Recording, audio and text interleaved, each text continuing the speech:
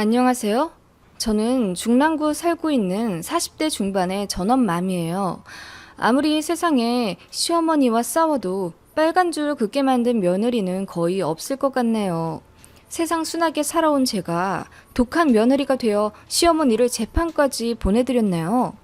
평생 양보만 하며 살아왔던 불쌍한 남편의 몫까지 복수한 거예요. 무슨 얘기인지 궁금하시죠? 그럼 바로 이야기 시작할게요. 저에게는 눈에 넣어도 안 아플 10살 딸과 2살 아들이 있어요. 그리고 너무나도 사랑하는 남편이 있고요. 저와 남편은 소개팅으로 만났어요.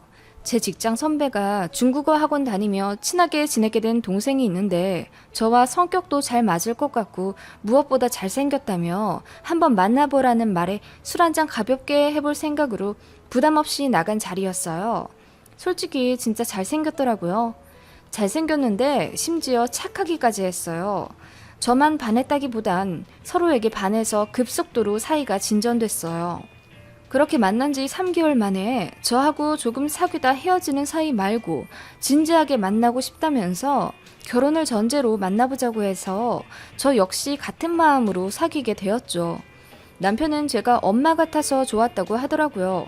본인의 엄마가 아니라 정말 엄마처럼 포근하고 너그럽고 모든 것을 다 감싸 안는 느낌이라며 그런 저에게 있으면 모든 근심이 사라진다고 했어요. 제가 원래 좀 사람을 편하게 해주는 스타일이긴 한데 암튼 남편은 저 같은 사람은 처음이라며 안식을 얻는 기분이라고 했죠. 처음엔 그냥 입 바른 소리인가 했는데 남편이 정말 진정성 있게 말하더라고요. 내가 누군가에게 그런 깊은 의미라니. 서로가 인연은 인연이라고 생각했어요. 저희 남편은 정말 순하고 선했어요. 제가 연이은 야근으로 피곤해 쩔어 살던 어느 날 갑자기 회사에 찾아와선 지하 주차장에 10분만 내려와 보라고 하더니 차 안에서 제 발과 어깨를 주물러주며 직접 싸온 도시락도 먹여주곤 했고요. 주말에는 토요일 아침부터 일요일 밤까지 쭉 스케줄을 짜와서 저를 공주처럼 대접해주고 제가 경기도 외곽이든 전남 땅끝마을이든 가고 싶다고 하는 곳은 어디든지 데려다주던 정말 헌신적인 사랑을 보여주던 사람이었죠. 착한 데다 잘생기고 능력도 좋은 사람이 나만 바라본다는 사실은 이 쓰디쓴 세상도 달콤하게 물들이는 마법 같은 일이었어요. 매일이 황홀했고 저 역시 이 남자를 정말 놓치기 싫었습니다. 그런 남편이었지만 딱 하나 마음에 걸리는 부분이 있었는데요. 바로 시댁이었습니다. 남편이 결혼 얘기가 오가게 되며 진지하게 저에게 털어놓더라고요. 자기야, 사실 할 말이 있어. 우리 엄마 자기가 이해하기엔 좀 힘든 분이실 수 있어. 아니, 힘든 분 맞아. 그게 무슨 말이야? 좀 와일드하신 편? 아, 어디서부터 말해야 될지 모르겠다. 하더니 닭똥 같은 눈물을 뚝뚝 흘리는 게 아니겠어요? 그러다가 꺽꺽 아이처럼 울기 시작했고 아무리 달래도 진정을 못하더라고요. 그렇게 한참을 울다 시작한 기막힌 사연. 남편에겐 2살 차이 나는 형이 있어요. 남편은 어릴 적부터 부모님께 심한 차별을 받으며 자라왔다고 하네요. 모든 것을 형에게 양보해야 했고 형의 잘못인데도 동생인 본인이 혼나며 살았다고 해요. 언제부터 기억이란 걸 하게 되었는지는 모르지만 4살 때 형의 송편이 더 맛있어 보여 하나 뺏어 먹었다는 이유로 그 추운 설날 밤 밖에서 속옷 차림으로 1시간 동안 벌을 섰던 게 본인 인생 최초의 기억이라네요. 보통 동생이 더 사랑을 받지 않나요? 그런데 남편의 집 분위기는 절대 일반적이지 않았습니다. 형이랑 밥을 먹을 때도 고기 같은 건 늘 형이 3배 이상 먹고 동생인 남편은 한두 점 먹거나 비계 덩어리만 먹었다고 하네요. 형과 싸우게 되면 불같은 손찌검은 동생인 남편 몫이었다고 해요. 동생인 네가 형한테 양보 안 하고 감히 개긴다면서 어머니에게 불같이 혼났다네요. 형을 하늘처럼 생각하라며. 그렇게 비상식적인 집 분위기에서 자란 탓에 형은 날이 갈수록 기고만장해졌고 영악하게 남편을 괴롭혔지만 집안에서 남편의 편을 들어주는 사람은 아무도 없었다고 해요. 남편을 향해 웃어주는 이도, 포근하게 안아주는 사람도, 1등이 적힌 성적표를 들고 와도 칭찬해주는 사람은 아무도 없었답니다. 사실 남편은 계획이 없었던 자식이래요. 그걸 남편이 12살 되던 해에 시어머니가 직접 얼굴에 대고 말하셨답니다. 그 얘기를 들은 12살짜리 어린 남편은 얼마나 상처를 받았겠어요. 한편으로는 그동안 지독하게 차별받았던 지난날이 한순간에 이해가 가더래요. 상상이 가시나요? 그 어린 12살이 소화하기엔 너무 잔인했던 말인데 말이죠. 지금에야 판단이 되지만 완전 학대잖아요. 어린 날에 남편이 너무너무 불쌍하더라고요. 그런 차별은 중고등학교 돼서도 이어졌다고 해요. 남편의 형은 늘 비싼 학원, 비싼 옷, 가방 등 유행에 절대 뒤처지지 않을 신상으로만 잔뜩 꾸며주고 남편은 형이 쓰다 질려서 던져버린 것들이나 입고 신게 했다고 하네요. 그리고 학원이나 가회요? 말 한번 해봤다가 호되게 혼나고 크게 상처받았다고 하네요. 남편이 수학 쪽이 약한 것 같아 몇 날 며칠을 고민하다가 시어머니에게 조심스럽게 말을 꺼냈다고 해요. 그동안 워낙 차별받으며 지낸 세월이니 기죽으며 살았던 게 당연하잖아요. 조심스럽게 수학학원에 가고 싶다 이야기를 꺼내니 시어머니가 불같이 화를 내며 너한테 쓸 돈 같은 거 없다! 네가 뭐라도 하나 욕심내면 꼭 네 형 걸 뺏어가는 것 같아! 하며 소리를 질렀다고 해요. 말도 안 되는 이야기죠?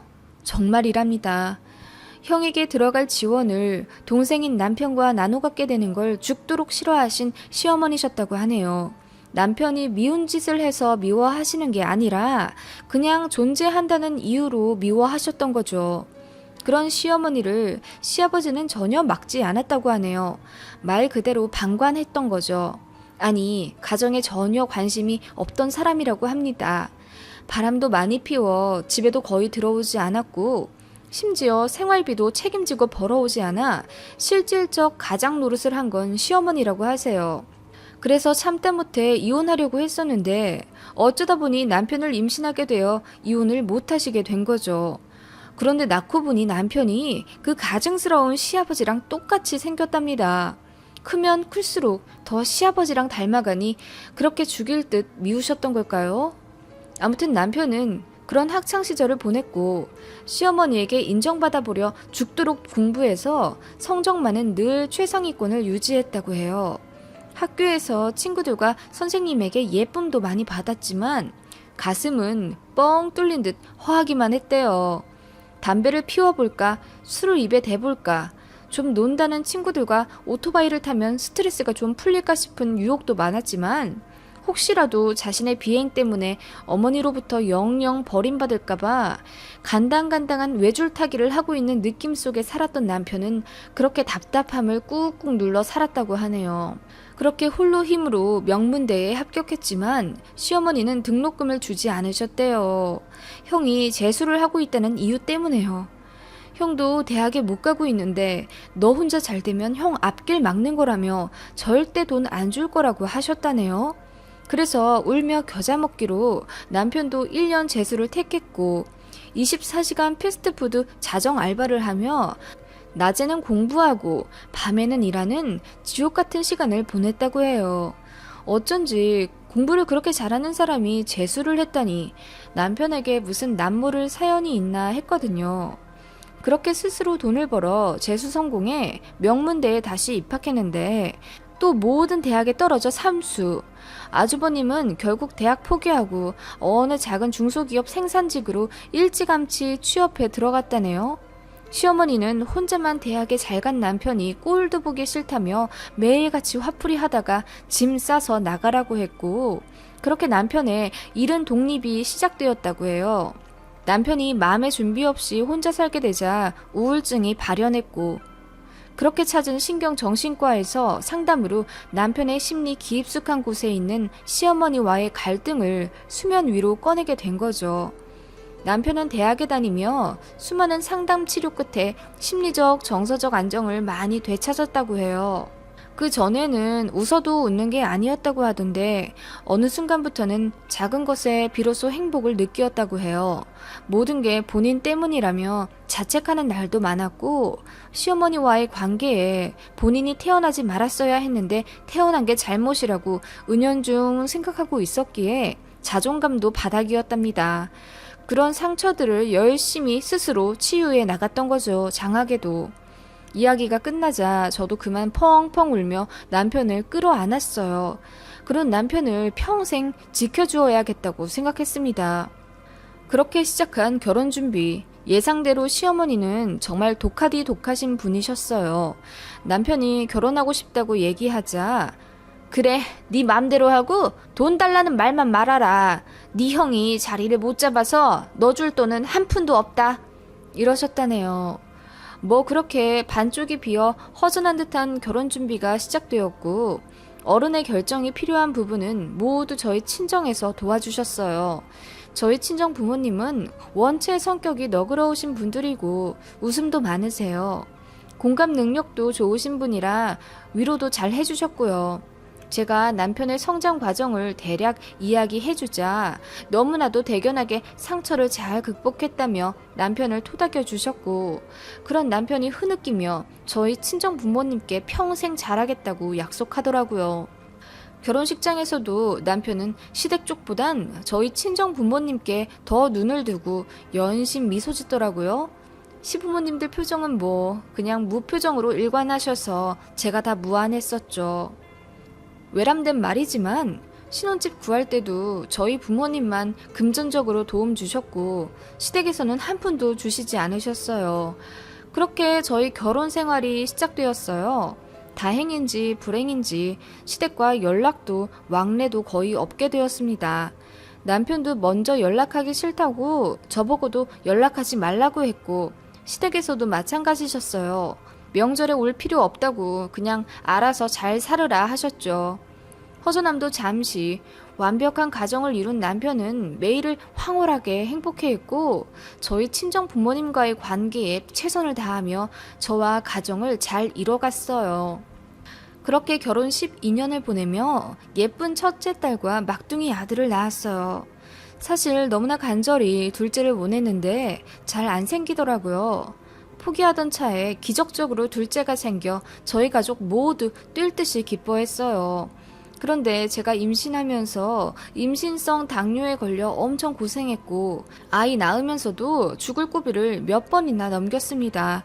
제가 출산 중 피를 너무 많이 흘려서 피 구한다고 난리가 났었다고 해요. 그렇게 어렵게 품에 안은 둘째 아들인데 세상에 나오자마자 약한 몸으로 니큐에 들어가 한 달을 고생을 하다 겨우 퇴원했어요. 정말 힘들게 낳은 저희 둘째 아들이라 병원에서 눈물도 참 많이 쏟았죠. 그런데 그런 귀한 저희 아들을 시어머니가 시아주버님에게 드리라고 하셨네요. 이게 웬 말 같지도 않은 소리인가 싶으시죠? 네, 저희 둘째가 인큐베이터에서 나와 병원과 조리원에 3주 있다가 집에 온 날 시어머니로부터 전화가 왔어요. 생전 오지도 않던 전화라 저는 처음에 시어머니인 줄도 모르고 스팸 전화인 줄 알았지 뭐예요. 암튼 시어머니가 인사도 생략하시고 다짜고짜 이러시더라고요. 둘째 낳았다지? 아들이라고? 네, 어머님. 잘 지내셨어요? 아니, 잘 못 지냈다. 만나서 이야기 좀 했으면 하는데 내일 너희 집에 좀 가도 되겠냐? 하시더라고요. 아직 몸도 성치 않고 인큐에서 나온 지 얼마 안 된 아이라 솔직히 많이 조심스러웠죠. 그래도 저희 집에 처음으로 오신다는 시어머니이고 혹시 말은 저렇게 하셔도 오셔선 축하해 주시려고 오시나 싶어 거절은 못했습니다. 그런데 집에 와서 다짜고짜 말씀하신 시어머님의 말씀 정말 기가 막히고 코가 막혔어요. 저희 남편을 몇 년 만에 보는 건데도 보는 둥 마는 둥 그냥 지나치시더니 저를 잡고 본론부터 말씀하시더라고요. 내 지체 않고 말아마. 너희 남편 형이 늦게 장가간 건 알지? 네, 어머님. 근데 식은 안 올린다고 저희 오지 말라고 하셨잖아요. 그래, 네 형이 사정이 좀 있어서. 아무튼 그건 그렇고 다른 문제가 좀 있다. 이상함을 느낀 남편이 제 말을 가로채 시어머니에게 대신 물었습니다. 엄마, 무슨 문제길래 며느리 안부도 안 여쭈세요? 와이프 고생 많이 했어요. 내가 안부 묻게 생겼냐? 너는 내가 안 봐줘도 혼자 잘 살잖아. 지 형이 어떻게 사는 줄도 모르고. 아, 글쎄 네 형이 시가 없댄다. 네? 그게 무슨 말씀이세요? 무정자증이라고. 애를 못 낳는데 몇 년을 애가 안 들어서서 큰 며느리랑 우리 아들이랑 난임병원에 다니기 시작했는데 네 형한테 문제가 있단다. 형이요? 그래서 말인데 니들 둘째를 형한테 좀 양보해야겠다. 네? 귀를 의심했습니다. 앞이 아득해지더라고요. 제가 무슨 말을 들은 건지. 네 아들이면 뭐 따지고 보면 네 형이랑도 같은 씨 아니냐. 우리가 데려가서 잘 키울게. 그건 내가 보장하마. 유산도 다 물려줄 거고 너희 형수님이랑 내가 정말 잘 키울게. 한 번만 양보해라. 어머님, 뭘 양보하라는 말씀이세요? 아이가 물건이에요? 그리고 우리 아들을 왜 아주버님한테 보내요? 무슨 농담을 그렇게 진짜처럼 말씀하세요, 무섭게. 화가 나서 빽 소리를 질렀더니 시어머니가 울면서 말씀하시더라고요. 네 형 불쌍하지도 않니? 대학교도 못 가고 이 회사 저 회사 여기저기 치이면서 사람들한테 상처받고 저 좋다는 여자 하나 없어서 변변찮은 연애도 못하다가 간신히 장가갔는데 애도 못 낳고 저러고 산다. 엄마, 네 형이 불쌍해 죽겠어. 너는 네 혼자 잘나서 공부도 잘했고 학교도 직장도 좋은 데 가서 애도 순풍순풍 잘만 낳고 살지 않니? 엄마, 그동안 내가 잘 살았다고요? 남편이 텅 빈 눈빛으로 시어머니를 보며 울 듯이 대답하는데 그 모습이 너무 처량해 보여 제가 앞을 가로막았어요. 어머님, 말도 안 되는 소리 하실 거면 저 지금 경찰 부르겠습니다. 뭐? 부부라고 아주 똑같은 것들끼리 만났구나. 둘이 어쩜 그리 이기적이니? 하나뿐인 형한테 양보는 못 해줄 망정. 니넨 애도 이미 하나 있잖아. 그리고 정 뭐하면 하나 더 낳아도 되잖냐. 어머님, 얼마나 힘들게 낳은 우리 아이인데요. 그리고 생전 남편한테 관심도 사랑도 안 주시더니 이제 와 저희 애까지 양보하라고요? 다 됐고요. 더 이상 어머님 망언 듣기 싫어요. 나가주세요. 화가 나서 소리를 질렀더니 우리 둘째가 놀랐는지 울더라고요. 첫째 딸은 친정 부모님께 가 있어서 다행이었죠. 다급하게 안방으로 가서 둘째 아이를 안아 올렸습니다. 그때 저벅저벅 뒤따라온 시어머니가 제품에서 저희 둘째 아들을 강제로 뺏으려 하시는 게 아니겠어요? 너무 놀라서 어버버 하는 사이 저희 아들을 그만 어머님 품 안에 빼앗기고 말았어요. 그러시더니 그대로 다급하게 집을 나가시려고 하는 거 있죠? 네, 농담 아니고 정말이에요. 그 피부치를 그렇게 눈앞에서 뺏겼습니다.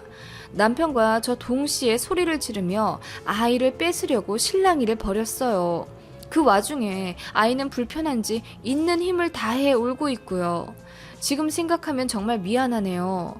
그렇게 강제로 현관 문 밖까지 나가시고 초인적인 힘으로 엘베까지 눌러 타시더라고요.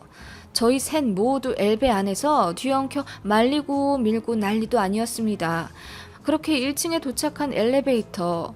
문이 열리자마자 본 얼굴은 시아주버님이었습니다. 진원아, 일단 애기 받아서 먼저 데려가라 하시며 아이를 시아주버님께 급히 드리려는 게 아니겠어요? 지금 무슨 짓이에요? 우리 아이 당장 내놔요 하며 제가 울부짖었고 남편이 완강하게 막아 간신히 아이를 제 품에 다시 안게 되었습니다. 형, 지금 이게 뭐 하는 짓이야? 그러자 시아주버님이 겸연쩍게 웃으며 말하는데 순간 구역질이 날 뻔했습니다. 아, 엄마가 아기 준다고 해서 받으러 오긴 했는데 뭐 아직 얘기가 덜 됐나 보네. 야, 엄마한테 얘기 잘 들었지 내 사정? 내가 애를 못 낳는단다. 동생아, 마지막으로 딱 한 번만 양보해줘라. 나 네 하나뿐인 형이잖아. 애는 우리가 잘 키울게. 내 아들처럼 생각하면서 말이야. 시 아주머님의 말이 끝나기가 무섭게 남편이 주먹을 날렸습니다. 그 순간 모두 일시정지를 누른 듯 멈췄고 정신을 차린 시어머니가 저 멀리 나가떨어진 시아주버님을 급하게 감싸 안더라고요. 야, 너 네 형한테 뭔 짓이야? 감히 네가 내 아들을 때려? 엄마, 형, 평생 형한테 양보만 하고 살았는데 하다못해 이제 저희 아이까지 양보를 하라고요? 어떻게 나한테 이렇게까지 하세요? 나한테 정말 조금도 미안하지가 않아요? 조금도요? 그러더니 엉엉 아이처럼 우는 남편. 그 사이 아파트는 저희 난리에 많은 사람들이 나와 구경하고 있었어요. 저는 창피함도 모른 채 시어머니와 시 아주버님을 향해 소리를 질렀죠. 당신들 천벌 받을 거야. 내 남편한테 준 상처 내가 용서 안 해. 하고 이어 말했어요. 여러분, 지금 경찰서에 신고 좀 해주세요. 이 사람들 저희 아이 강제로 데려가려고 했어요. 제발요. 그렇게 해서 저희 가정사는 경찰서에까지 가게 되었죠. 제가 남편에게 말했어요. 당신에게 미안하지만 나 시어머니 용서할 수 없어. 당신한테 한 짓만으로도 사실 너무나 당신 어머니를 증오해. 이제는 더 참을 수가 없어. 나 어머니 고소하려고 해. 그 전에 당신 어머니니까 당신 동의가 필요해. 여보, 일단 미안해. 나 때문에 이런 말도 안 되는 일 겪게 해서. 그리고 이어 말하는 남편. 나도 용서 못해. 그리고 이제 우리 엄마, 우리 형 아니야. 어떻게 그런 사람들이 내 가족이라고 할 수 있겠어? 차라리 이제 마음 편해. 마음 한구석 불편함이 있었는데 용서 안 해도 될 떳떳한 구실이 생겼잖아. 이제 정말 마음 놓고 미워하려고 우리 엄마. 하며 힘없이 웃는 남편을 그저 안아줄 수밖에 없었죠. 그날부로 저희는 시어머니를 아동 유괴죄로 고소했습니다. 엘리베이터 CCTV와 저희 아파트 입주민들이 그 증인이었죠. 시어머니가 고래고래 소리를 지르며 남편이 시아주머님 때린 거 폭행죄로 같이 고소할 거라며 어깃장을 놓았지만 사실 그 역시 정당방위일 뿐이죠. 시어머니와 저희는 꽤 오랜 시간 지친 시간을 보내며 조사를 받았고 남편은 절대 선처가 없다고 했어요. 그리고 어느새 재판까지 가게 되었습니다. 그 와중에 시아주버님이 저희에게 찾아와 제발 여기서 멈추어 달라며 어떻게 가족한테 이럴 수 있냐며 눈물로 호소하더라고요. 그런 시아주버님에게 딱 한마디 하고 돌려보냈습니다. 그러게요. 가족인 제 남편한테 다들 왜 그러셨어요? 한마디도 못하더라고요. 시어머니는 분명한 유괴 의도가 있었고 조사 결과 몇 달 전부터 치밀하게 준비하신 계획 범죄로 판결이 났어요. 그러나 결과적으로는 시도에 그쳤다는 점, 친족 관계라는 점에서 감형이 되었고 결국 징역 4개월, 집행유예 1년을 받으셨습니다. 판결 내려지기 전 구치소에서 콩밥도 두둑히 드셨죠. 집행유예 때문에 교도소는 안 가셨지만 어쨌든 전과가 남으셨어요. 그리고 접근 금지 가처분 명령이 내려졌습니다. 이제 저희 집 근처에도 못 오고 전화도 하실 수 없어요. 저희 남편도 전화로 시댁에 마지막으로 분명히 얘기를 전했습니다. 인연은 여기까지다. 더는 연락하지 말자. 장례식에도 부르지 말아줬으면 좋겠다. 라고요. 차단까지 마무리하곤 스마트폰을 내려놓은 남편이 저를 보고 씩 웃더라고요. 그리고 한마디 하더라고요. 이제 내 가정은 여기 이곳뿐이야. 그래서 저도 남편의 눈을 보며 진심을 담아 말했어요. 당신 내가 무조건 지켜준다고. 그렇게 폭풍 같은 시간이 지났고 저희 둘째 아들은 그날의 긴박함은 꿈에도 모른 채 무럭무럭 커서 조금씩 걷기 시작했고 이제 웬만큼의 또래만큼 건강해졌어요. 우리 첫째 딸은 다행히 아무것도 모르고 마냥 해맑기만 하고요. 저희는 아팠던 만큼 더 굳건해졌습니다. 우리 가여운 남편, 저희 가족 안에서 행복만 할 수 있게 제가 꼭 지켜줄 겁니다. 태어나길 잘했다고 생각할 수 있도록 제가 더 잘할 거예요. 저도 아이를 둘 낳아보니 첫째나 둘째나 모두 소중한데 어머님은 어쩜 그렇게 첫째만 차별하여 아끼고 둘째인 제 남편은 왜 남의 집 자식 마냥 한번 따스히 품어주지도 않고 매몰차게 키우셨는지 이해가 안 갑니다. 정말 제 남편이 미운 시아버님을 닮아서 그러셨던 걸까요? 아무튼 그런 가정 환경에서 엇나가지 않고 바르게 자란 제 남편이 참 존경스러워요. 긴 이야기 들어주셔서 감사해요. 모두 행복한 가정에서 안식 얻으시길 바랍니다.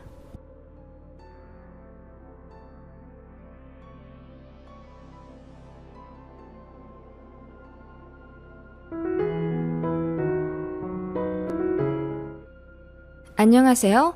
1년 전 결혼한 경기도 남부에 살고 있는 새댁이에요. 저는 나이가 어리지만 회사에서 일 처리를 잘하기로 소문이 나서 진급이 동기들보다 빨랐고요. 지금은 연차에 비해 연봉이 꽤 높은 편입니다.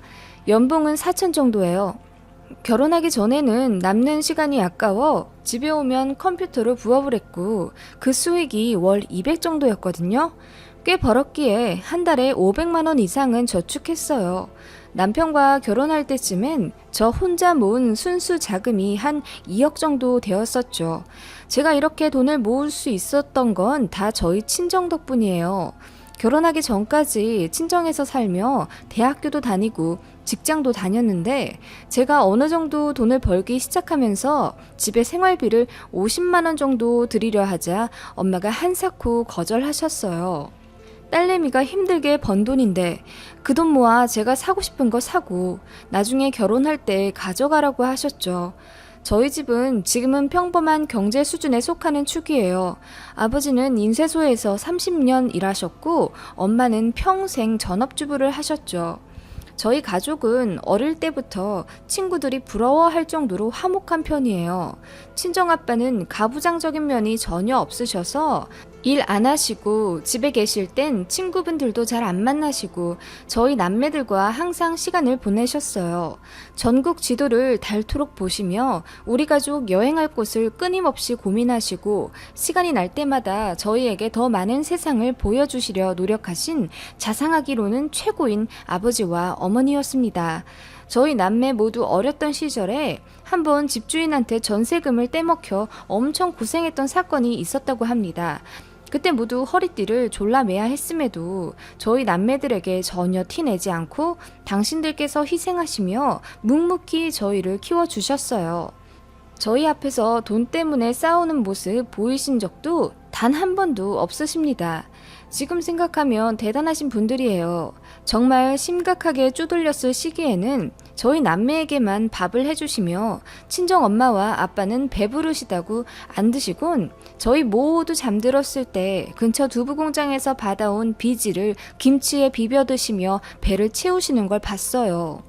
그때 저는 중학생 때였는데 그 모습을 보고 몰래 하염없이 울었네요. 그럼에도 저희한테는 늘 웃어주시고 드넓은 가슴으로 안아주셨어요. 하고 싶은 건 뭐든지 할 수 있게 해주겠다며 응원도 해주셨고요. 그런 부모님 밑에서 저와 제 동생들도 비교적 바르게 자라났어요. 어려웠던 형편은 점점 나아졌고 어느 정도 평범한 수준이 되었죠. 저희 남매들도 모두 제 앞가림들 잘 해갔고 저도 그렇게 알뜰살뜰 돈 모아가며 직장 생활하다가 지금의 남편을 만나 연애하고 결혼하게 된 거였어요. 결혼 전 미스였을 시절 제가 부모님께 이렇게 말씀드린 적이 있어요. 엄마, 나 좀만 더 있으면 모은 돈이 2억 정도 될 것 같아. 이렇게 버는 족족 다 모을 수 있었던 건 다 엄마 아빠 덕분이야. 나 생활비도 한 푼 못 내게 하고 직장 다니게 해주셨잖아. 친구들은 월세다, 생필품비다, 뭐다 해서 한 달에 100씩은 나가는데 너무 고마워. 고맙긴. 니들 장성해서 기특하게들 제 앞가림 하는 거 바로 옆에서 지켜보게 해줘서 내가 더 고마워. 이게 내 행복이다. 엄마, 나 집에 1억 드리고 싶어. 지금 이 집 팔고 돈 보태서 우리 좀 더 넓은 집으로 이사 가면 안 될까? 얘는 그리고 너희 어차피 몇 년 안에 다 독립할 텐데 그 큰 집에서 네 아빠랑 둘이 살아서 뭐해. 됐어. 엄마는 한사코 거절하셨어요. 저는 미안한 마음에 그럼 뭐라도 선물할 수 있게 해달라고 했죠. 그래서 친정집에 들였던 게 모 브랜드의 560만 원 정도짜리 안마의자였어요. 안마의자가 배송 오던 날 엄마 아빠가 눈이 휘둥그레 하시며 저에게 미안하게 이런 걸 왜 사냐고 하시더니 한번 앉아보시곤 왕이 된 기분이라고 웃으시더라고요. 그리고 서로 번갈아 앉아보시며 사진 좀 찍어달라 하시곤 스마트폰으로 해맑게 사진을 찍으셔선 바로 카톡 프로필 사진으로 해놓으시더라고요. 우리 큰애가 사준 안마의자라고 써놓으시고요. 얼마나 행복해 하시던지 제가 다 뿌듯했었죠. 엄마는 허리가 안 좋으시고 아빠는 목 디스크가 있으셨는데 안마의자로 도움받아 많이 호전되셨어요. 정말 다행이었죠. 아무튼 안마의자에 대한 사연은 여기까지고요. 전 남편과 1년 반 정도 연애했고 바로 결혼하게 되었어요. 남편은 저보다 6살이 많아 남편 쪽에서 저희 결혼을 재촉하셨죠. 저는 급하진 않았는데 말이에요. 어느 날 남편과 데이트를 하는데 시어머니가 남편에게 전화를 걸더니 저를 바꿔보라고 하시대요.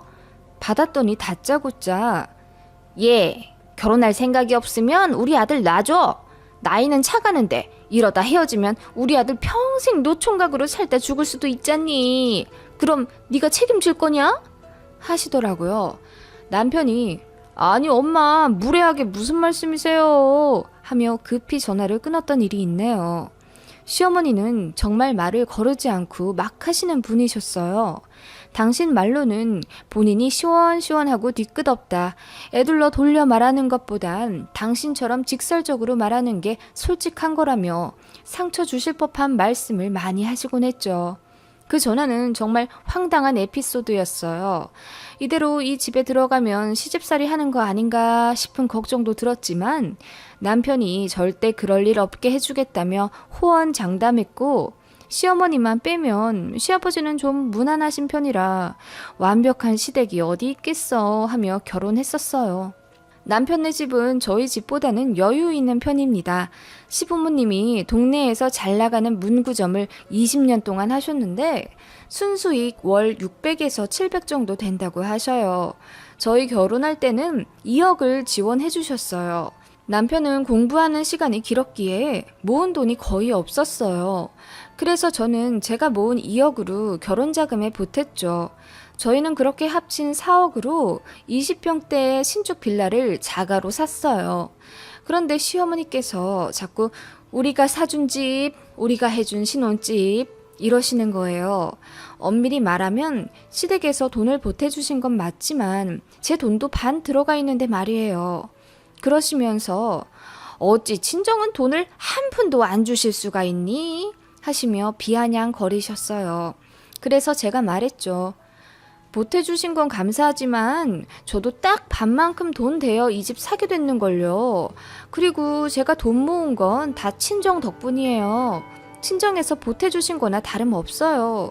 라고 말씀드렸더니 어른한테 꼬박꼬박 말대꾸한다며 한 소리 하시더라고요. 그리고 틈만 나면 전화하셔선 친정 부모님 요즘은 뭐 하시냐, 친정엄마는 어디 마트에서 일도 안 하시고 노시냐, 정하실 거 없으면 우리 문구사 와서 알바나 하시라 해라 등 기분 거슬릴 법한 말씀을 자주 하셨죠. 저는 처음엔 상냥히 웃으며 대꾸했지만 시간이 지날수록 기분이 나빠져서 저도 퉁명스럽게 받아치곤 했어요. 그런 시어머니에 대해 남편도 미안해하고 있었죠. 본인 엄마가 평생 그렇게 살아오셨고 자영업하시며 성격이 더 세지셨다며 이해해달라고 했지만 저희 부모님이랑 너무 정반대라 솔직히 이해할래도 이해가 안 가더라고요. 어찌 그렇게 상대방을 배려 안 하실 수가 있는지. 아무튼 그런 시댁 때문에 은근히 신경 쓰이며 고달프다면 고달픈 신혼생활 중이었어요. 어느 날 시어머니께서 일을 하시다가 허리를 삐끗하셨대요. 그래서 그 주 남편이랑 시댁에 찾아가 뵈었습니다. 시어머니가 침대에 누워서 저희를 맞이하셨어요. 그러시며 저더러 시댁 청소 좀 하라며 청소기랑 걸레 있는 곳을 알려주시더라고요. 안 그래도 도와드리려고는 했지만 먼저 그렇게 당연한 듯 말씀하시니 기분이 좀 불쾌한 건 사실이었죠. 남편이 한다고 일어나니까 됐다며 저를 꼭 집어 시키시더라고요. 분란 만들기 싫어 일단 하고 있었어요. 그런데 제가 하는 모습을 유심히 보시더니 아니 먼지가 저 구석에 있는데 청소기 툴을 바꿔가며 청소를 해야지. 친정엄마가 그런 스타일로 청소하시니? 하시는 거예요. 기분이 너무 나쁘더라고요. 또 우리 친정엄마 까내리시는 것 같아서요. 사부인이라는 존칭도 무시하시고요. 어머님은 멈추지 않고 저희 친정엄마가 평생 전업하셨다면서 딸한테 살림도 제대로 못 가르치시고 보내셨다며 중얼중얼 막말을 하시는 거예요. 제가 정색하며 네? 뭐라고 말씀하셨어요? 그러니까 대번 입을 다무시며 아니다 하시고 남편도 저 대신 뭐라 한 소리 하길래 그냥 참았죠. 어머님이 이윽고 에구구 이럴 때 안마의자나 있으면 시원하게 안마 받고 좋을 텐데 하시더라고요. 남편이 그러게 그러고 보니 장모님이 안마의자 쓰시고 허리 좀 나아지셨잖아. 우리 처가댁에 있는 안마의자 그거 얼마지? 하더라고요. 그래서 제가 그거 3년 전에 한 560만 원 정도 주고 사드렸는데 지금은 가격이 더 올랐다고 하더라고. 했더니 시어머니께서 눈을 번쩍 뜨시며 뭐? 안마의자를 사드려? 하시더라고요. 네, 결혼하기 전에 제가 모은 돈으로 안마의자 사드렸어요. 네 친정의 말이냐? 우리 아들이랑 사귀고 있을 때? 네, 왜 그러세요? 아니, 연애할 때면 결혼 얘기도 오가고 그랬을 텐데 네 시댁은 영 생각도 안 나든? 네? 아니, 그때는 결혼도 하기 전이었잖아요, 어머님. 아무리 그래도 그렇지. 그리 큰 돈 쓰기 전에 남자친구 쪽 부모님하고 상의는 하고 사드렸어야지. 하시며 연애 때의 저도 엄밀히 이 집안 며느리였다며 막 화를 내시는 거예요. 너무 어이가 없더라고요. 그러시면서 친정어머니는 전업주부라 몸도 편하실 텐데 안마의자가 왜 필요하냐며 일하고 있는 본인한테 더 유용하게 쓰일 거라며 궁시렁거리시더라고요. 그러시며 이어 말씀하셨어요. 네 친정부모님 안마의자 지금도 쓰시냐? 안마의자요? 가끔 쓰시는 것 같던데요? 따지고 보면 너는 그때 우리한테도 안마의자를 사줬어야 했다. 그런데 홀랑 네 친정에만 사드렸으니 잘못한 거 맞지. 안마의자 진짜 필요한 우리한테 그거 다시 갖다 다오. 네 시아버지랑 나랑 뼈 빠지게 일하잖냐. 그렇게 일한 돈으로 신혼집 사라고 돈도 줬고. 네? 무슨 말씀이세요? 그리고 그걸 시댁에 갖다 놓으라고요? 그래, 네가 너무 이기적이다. 친정에만 어떻게 사드려?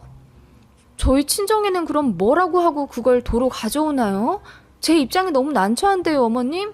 시어머니 일하시느라 몸 삭으셨다고 하면 전업인 사부인이 다 이해하실 거다. 듣고 있던 남편이 안절부절 못하다가 말하더라고요.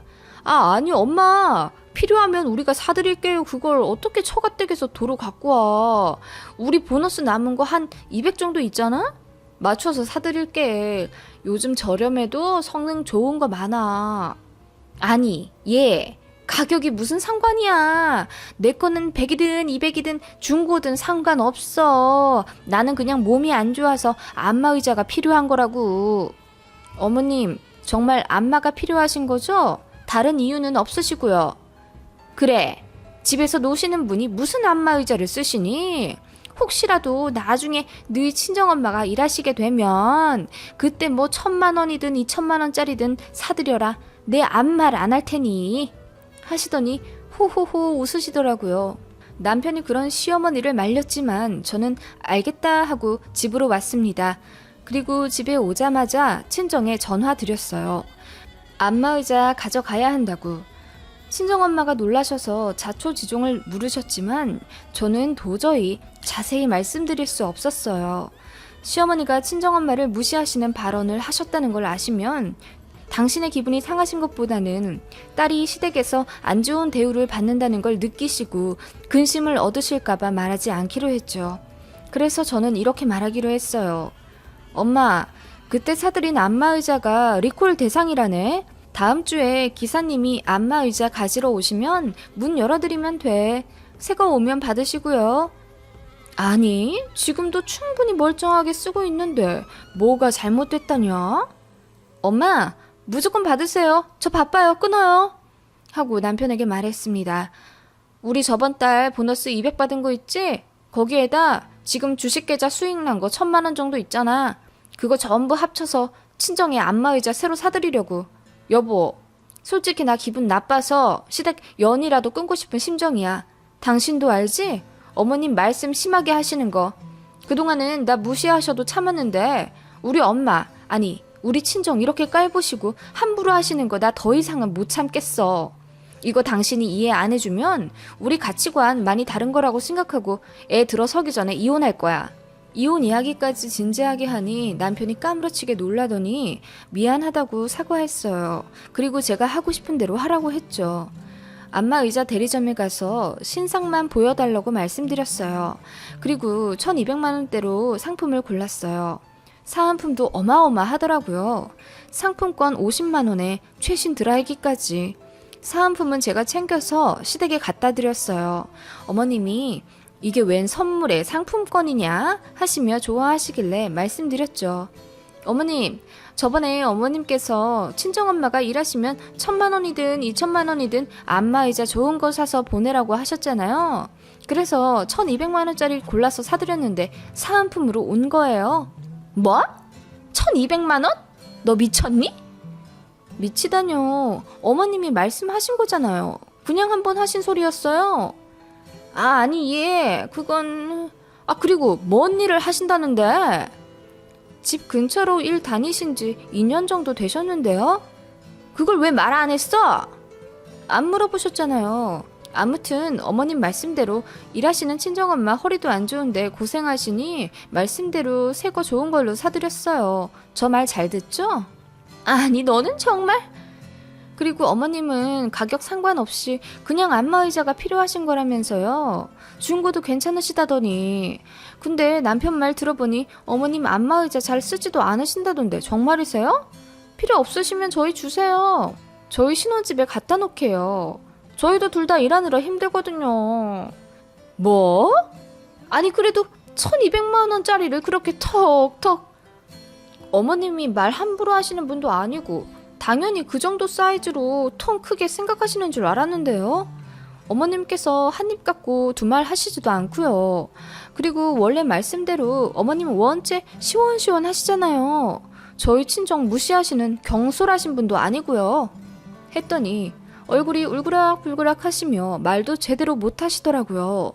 그 어떤 말씀이든 또박또박 받아칠 기세로 단호하게 말씀드리니 더 말을 못 하시대요. 어머님이 직접 1,000만 원, 2,000만 원 말씀하셨던 거니 뭐라 반박도 못 하신 거죠. 제 의도를 정확하게 알아채신 듯 하셨습니다. 어머님은 제 눈도 못 마주치시고 TV만 의미 없이 응시하시며 부들부들 하시다가 자리를 박차고 일어나셔서 안방으로 들어가셨어요. 머리 아프다 하시고 저희가 알아서 저녁 먹고 집에 가라고 하셨죠. 저한테 말 한 번 잘못하시면 이제 이렇게 된다는 걸 확실히 알려드린 것 같아요. 1,200만 원으로요. 어머님은 그 이후로 저한테 말을 거의 아끼십니다. 함부로 말하시던 버릇도 없어지셨고요. 며느리인 제가 너무 당돌하게 나왔다 싶은 마음도 들지만 이렇게 한번 질러버리니 복수한 기분도 들고 앞으로도 좀 편해질 것 같아서 속은 시원해요. 긴 이야기 읽어주셔서 감사합니다.